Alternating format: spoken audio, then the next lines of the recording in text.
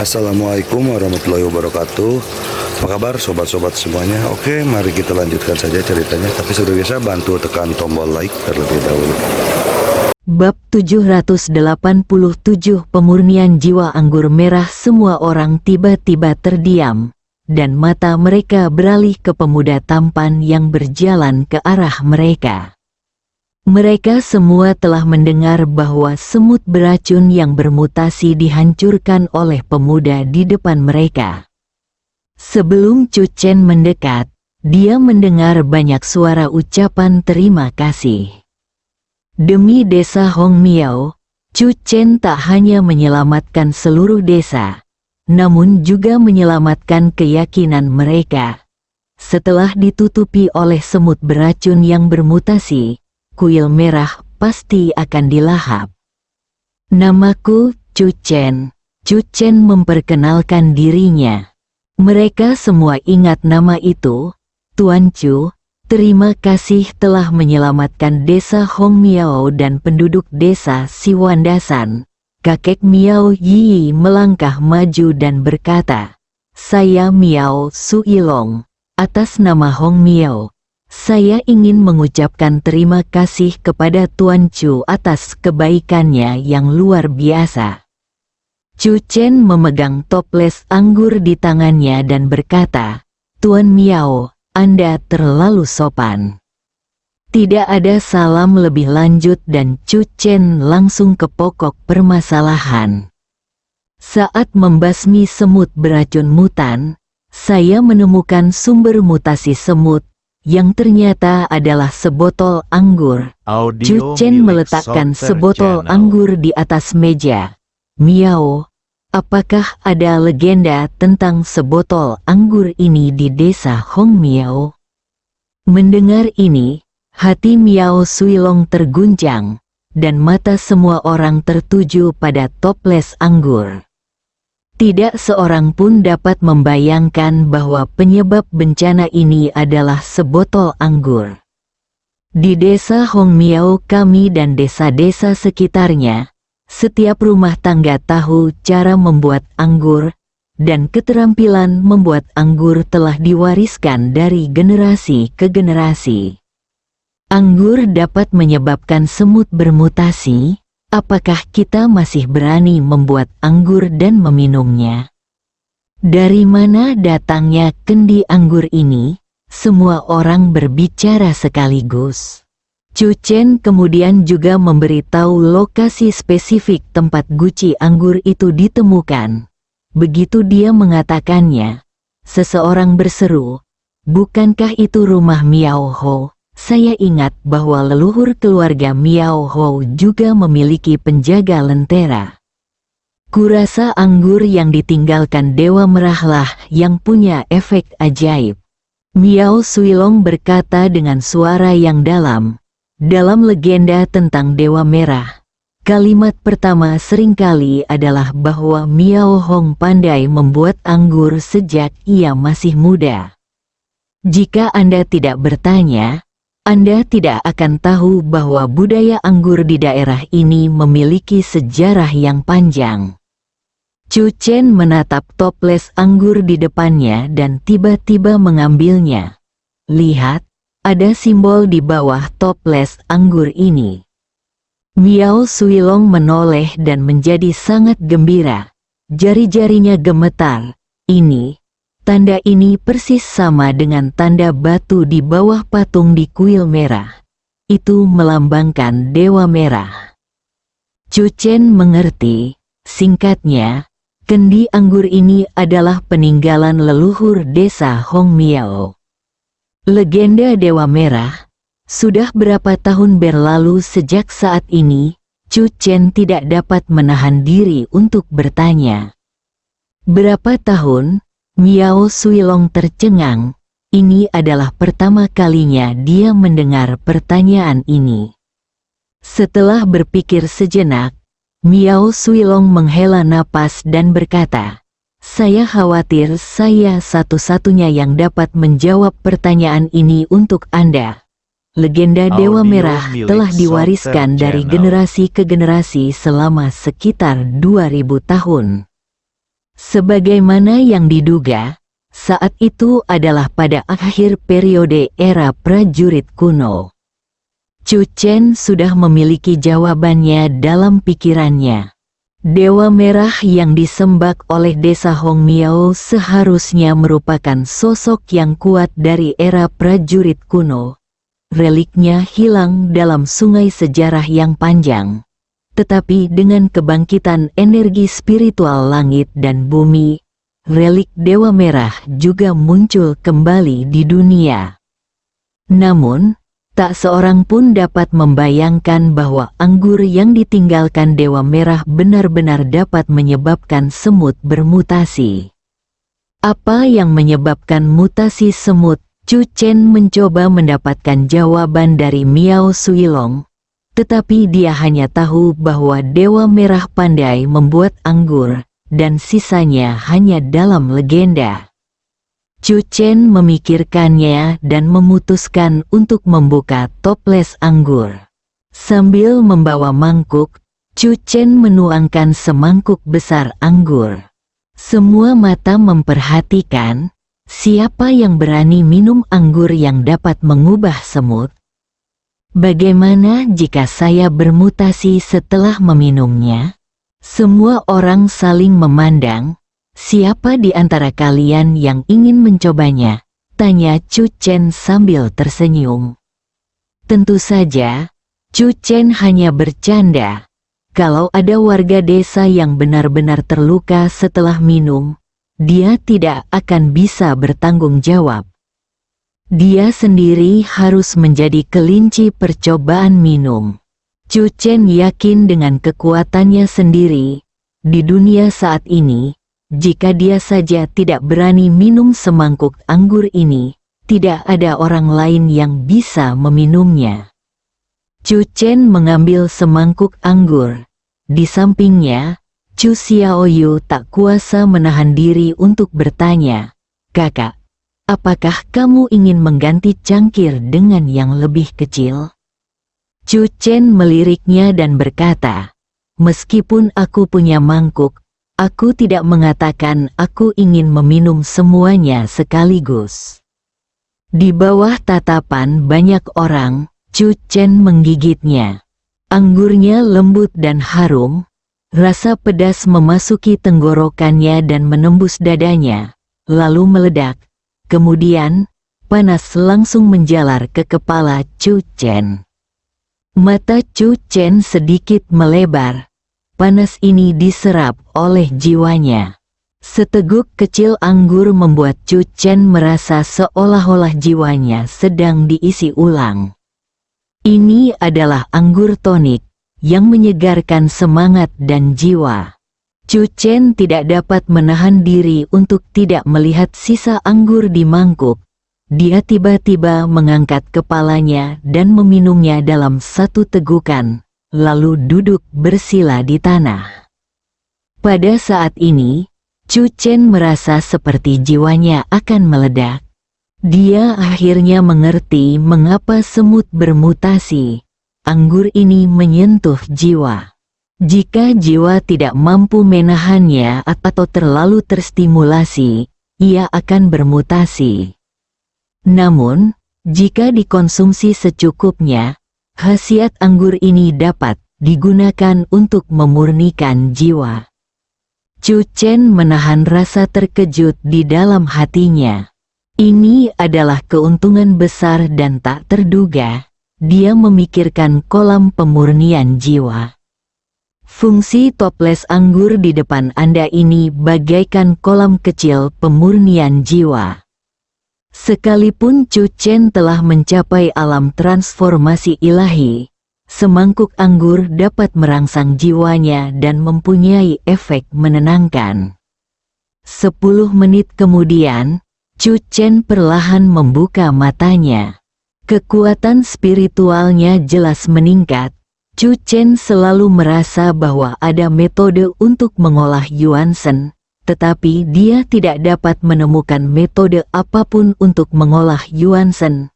Tanpa penempaan kolam pemurnian jiwa, dia hanya dapat membiarkan Yuansen tumbuh secara alami. Namun sekarang, Dengan setumpuk anggur ini, Chu Chen yakin bahwa dia dapat membuat Yuan Shen tumbuh dengan cepat. Selain itu, anggur ini juga dapat digunakan untuk membantu kakek nenek, ayah, dan tuan. Jika mereka terstimulasi oleh anggur ini, jiwa mereka akan lebih cepat naik ke roh primordial.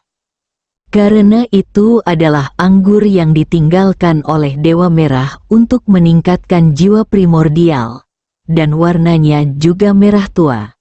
Maka itu seharusnya disebut anggur merah pemurni jiwa. Chu Chen tiba-tiba merasakan gelombang antisipasi di dalam hatinya. Dia sengaja memasukkan kata anggur merah dalam namanya. Karena meskipun Ning Laoxian terobsesi dengan minuman, dia tidak pernah minum anggur merah. Dia ingin Ning Laoxian melakukan adegan yang benar-benar harum dalam skala besar. Chu Chen berdiri lagi. Pada saat ini, Miao Suilong tidak dapat menahan diri untuk bertanya, "Tuan Chu, anggur ini." Ekspresi Chu Chen menjadi serius. Ini adalah anggur paling aneh yang pernah kulihat. Jika aku tidak bereaksi tepat waktu, aku juga akan bermutasi. Chu Chen terdiam, lalu berkata dengan suara yang dalam, "Jadi, untuk berjaga-jaga, aku memutuskan untuk mengambil kendi anggur ini dan mencari seorang ahli untuk mempelajarinya. Aku ingin tahu apa yang dipikirkan Master Miao.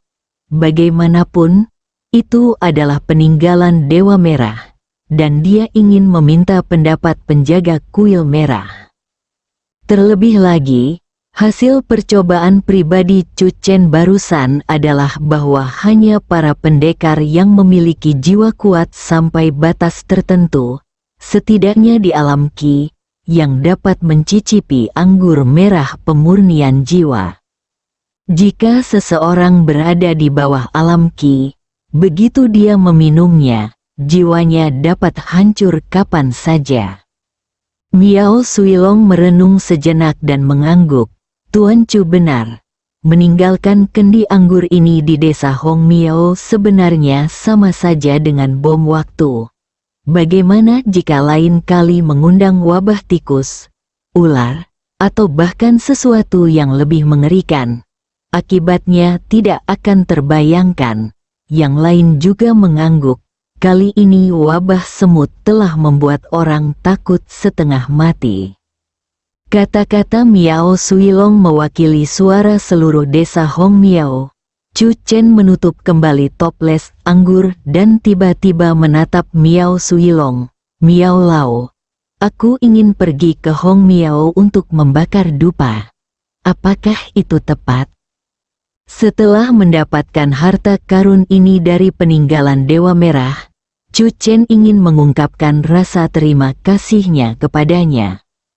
Bab 788 Pil Detoksifikasi Bei Chen. Begitu Chu Chen selesai berbicara, penduduk desa Hong Miao menatap Miao Suilong.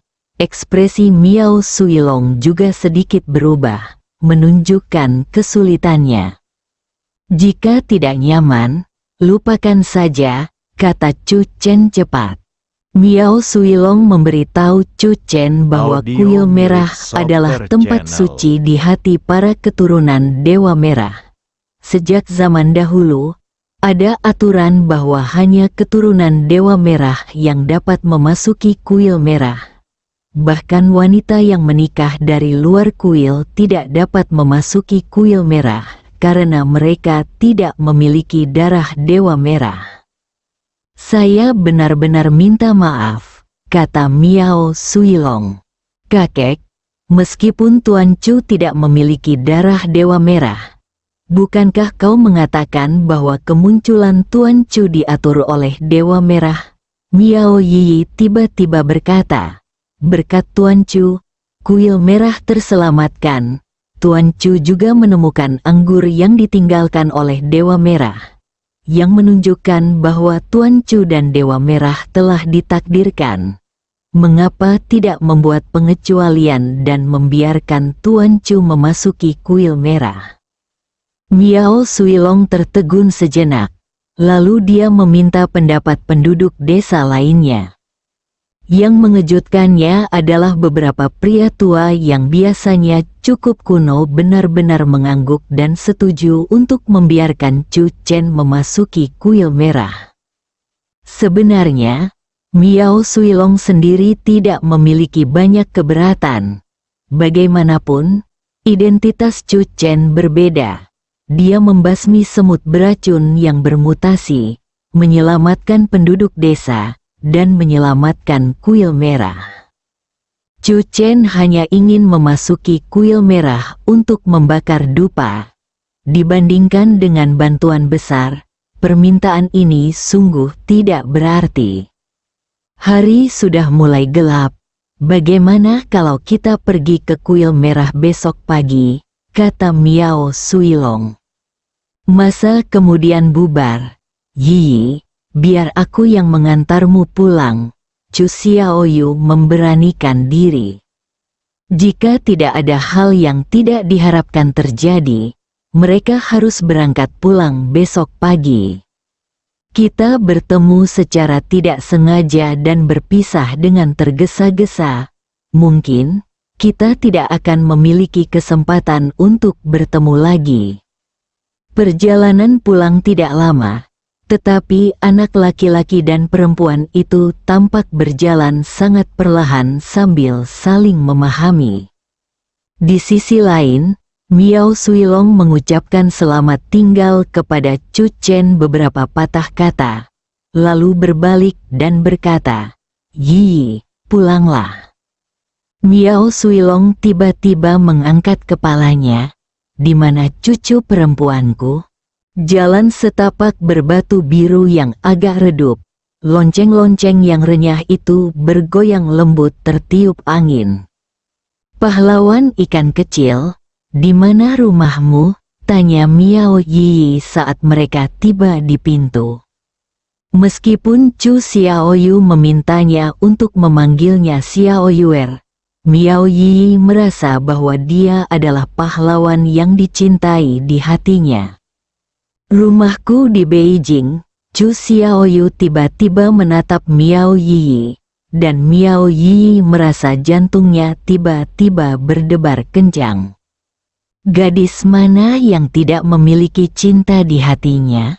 Miao Yi yang berusia 18 tahun baru saja mulai jatuh cinta, dan kebetulan bertemu dengan pahlawan ikan kecilnya. Pada saat ini, dia tidak bisa menahan diri untuk tidak menenun mimpi indah di dalam hatinya. "Saya punya misi baru, dan saya akan meninggalkan desa Hong Miao besok," Chu Xiaoyu berkata. "Setelah saya menyelesaikan masa sibuk ini, bolehkah saya datang ke desa Hong Miao untuk bermain?" Mata Chu Xiaoyu penuh dengan antisipasi. Miao Yi mengerutkan bibirnya dan mengangguk. Chu Xiaoyu ingin mengatakan sesuatu, tetapi pada saat ini, batuknya terdengar. Miao Yi bergegas mendekat dan menopang Miao Suilong, sambil diam-diam melambai ke arah Chu Xiaoyu, memberi isyarat kepada Chu Xiaoyu untuk berlari cepat. Dalam 1 atau 2 tahun terakhir, tongkat kakeknya telah mengusir banyak pelamarnya. Beberapa dari mereka berlari terlalu lambat dan bahkan kakinya dipatahkan oleh kakeknya. Yang mengejutkan Miao Yi, sang kakek tidak mengatakan apapun kali ini. Setelah kembali ke rumah, Miao Yi menutup pintu, lalu berjalan kembali dan menuangkan segelas air untuk sang kakek. "Yi, apakah kamu merindukan dunia luar?" tanya Miao Suilong. Miao Yi tercengang.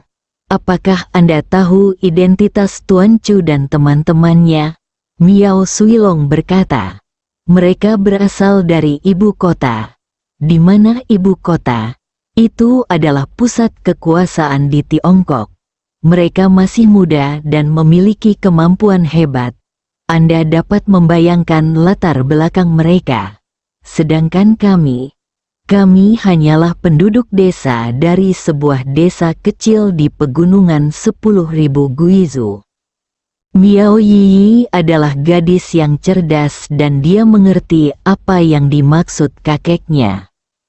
Dari segi identitas, dia dan Little Fish Hero sangat berbeda dan tidak berasal dari dunia yang sama.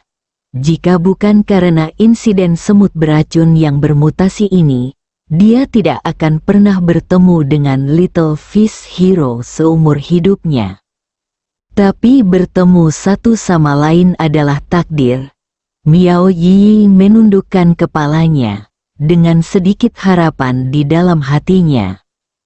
Desa Hong Miao sangat sepi di bawah naungan malam. Chu Chen dan Song Yan duduk di atap. Song Yan menarik napas dalam-dalam dan menatap bulan terang yang menggantung di atas kepalanya dan langit yang penuh bintang. Udara dan langit berbintang seperti itu jarang ada di kota ini. Sekarang aku merasa seperti berada dalam adegan dari buku komik. Chu Chen memegang tangan Song Yan dan berkata, "Kalau begitu, kamu pastilah pahlawan wanita tercantik dalam cerita komik manapun yang pernah aku lihat." Song Yan menyeringai, "Kau adalah penjahat yang menindas pahlawan wanita." Song Yan meringkuk dalam pelukan Chu Chen. Waktu yang lama. Song Yan tiba-tiba berkata, "Ada kekhawatiran di hatiku. Aku mungkin sudah menebak kekhawatiranmu." Chu Chen menatap Song Yan. "Apakah kamu khawatir anggur yang ditinggalkan Dewa Merah bukan hanya ini?" Song Yan mengangguk. "Juga, ada banyak legenda yang mirip dengan Dewa Merah di pegunungan Siwan. Apakah ada hal lain yang juga akan menyebabkan hewan bermutasi?" Chu Chen memandang pegunungan yang jauh. Ada begitu banyak hal tak diketahui yang tersembunyi di pegunungan 10.000. "Saya punya ide," Chu Chen berkata dengan suara berat. "Kita tidak bisa memprediksi hal yang tidak diketahui. Tetapi kita bisa mengambil tindakan pencegahan. Saya ingin mengembangkan penawarnya.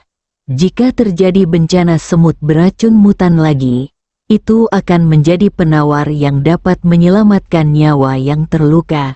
Ini akan menjadi produk Beichen Pharmaceutical berikutnya setelah krim Song Yan. Mengapa tidak menyebutnya penawar Song Yan?" Song Yan memutar matanya ke arahnya. Penawar racun ini akhirnya diberi nama dengan cara yang paling sederhana dan ringkas, pil detoksifikasi Beichen. Nama itu dipikirkan sebelum penelitian dan pengembangan dimulai, yang juga didasarkan pada kepercayaan diri Chu Chen yang kuat. Chu Chen pun segera bertindak. Setelah Song Yan kembali ke kamarnya untuk beristirahat, Chu Chen pun terjun ke kedalaman pegunungan. Hari sudah hampir fajar ketika Chu Chen kembali ke desa Hong Miao. Tangan kosong bukan berarti tidak ada keuntungan. Hanya saja semua barang sudah dimasukkan ke Changtian Bay oleh Chu Chen. Meski ruang Changtian Bay tidak besar, Chu Chen merasakan kenyamanan yang dibawanya. Sama seperti selusin toples anggur, jika tidak ada Changtian Bay untuk menyimpannya, Chu Chen benar-benar tidak tahu bagaimana cara menanganinya dengan tenang. Energi spiritual telah pulih, dan tanaman obat di gunung jauh lebih melimpah dari biasanya. Chu Chen sudah punya ide di benaknya tentang cara membuat pil detoksifikasi Beichen. Setelah kembali, dia akan menuliskan metodenya dan menyerahkannya kepada tim farmasi Beichen. Chu Chen tidak punya waktu luang sekarang untuk mengabdikan dirinya pada proses pembuatan pil detoksifikasi. Ia selalu prihatin dengan insiden burung aneh di India. Berita yang baru ia terima hari ini adalah bahwa insiden burung aneh tersebut telah menyebabkan lebih dari 1.000 korban jiwa di India. Desa Hongmiao penuh dengan kehidupan di pagi hari. Rencana sehari dimulai di pagi hari. Chu Chen tidak mengendur. Setelah kembali mandi, dia menyelinap ke kamar Song Yan untuk berlatih. Bersambung.